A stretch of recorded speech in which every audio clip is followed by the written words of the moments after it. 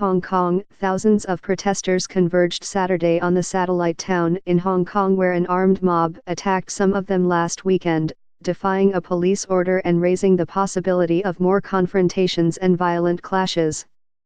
The protest in the district, Yuen Long, is in response to an assault there by more than 100 men on demonstrators and others in a train station there on Sunday night.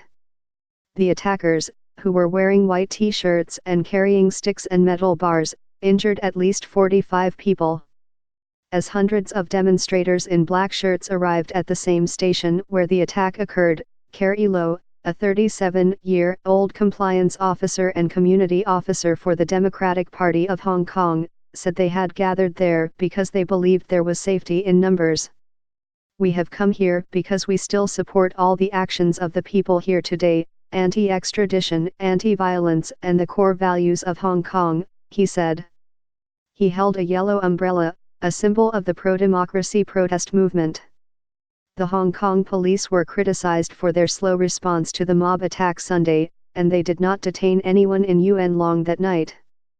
They have since arrested 12 men in connection with the attack, including some accused of having connections with the gangs known as triads.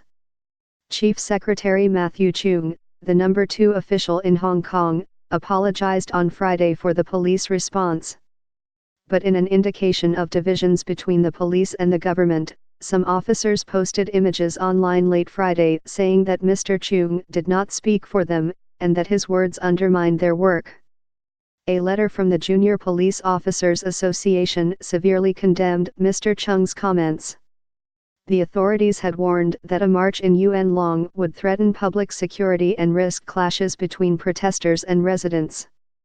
To skirt the ban, some protesters suggested alternate reasons for going to Yuen Long: shopping, jogging, playing Pokemon Go, or even, most sarcastically, holding a memorial for Li Peng, the recently deceased ex-premier of China who was loathed by many for his role in crushing the 1989 Tiananmen Square protests.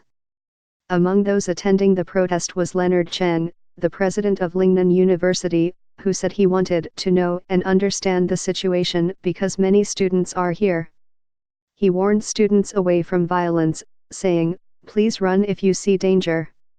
Yuen Long, which sits near fish and shrimp farms across a bay from the mainland Chinese city of Shenzhen, has both old villages and urban new towns, which were built in the 1970s and 80s to handle Hong Kong's population growth.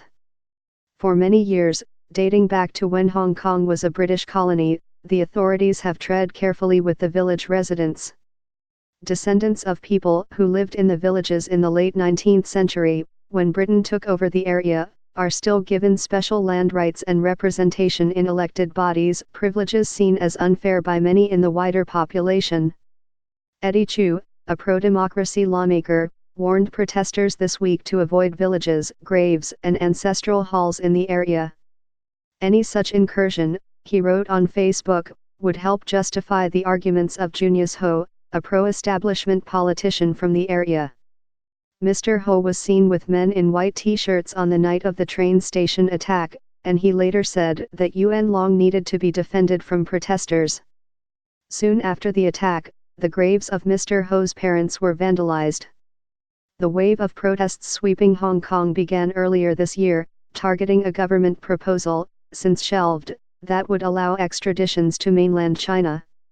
The demands have since grown to include broader democracy and an independent investigation into allegations that the police used excessive force against demonstrators.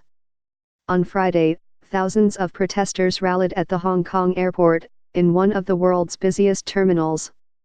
Earlier this week, a spokesman for China's Ministry of National Defense said the military, which has several thousand troops based in Hong Kong, could be called in if the police were unable to maintain order.